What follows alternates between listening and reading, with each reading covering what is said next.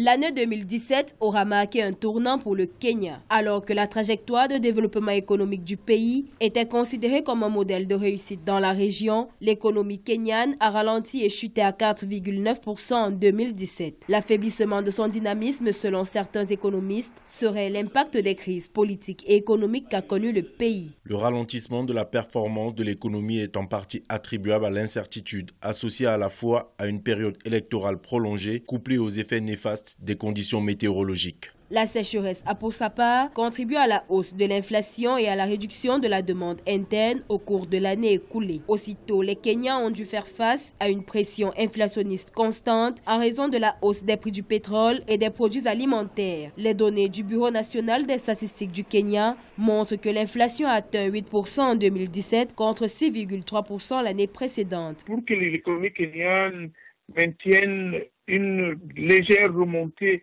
du taux de croissance, en 2018, à peu près à 5,5%, il faut que les décideurs prennent des mesures d'accompagnement de façon ponctuelle et de façon programmée. Le pays doit encore réduire le déficit commercial. Il faut, à mon avis, libérer le taux des prêts commerciaux.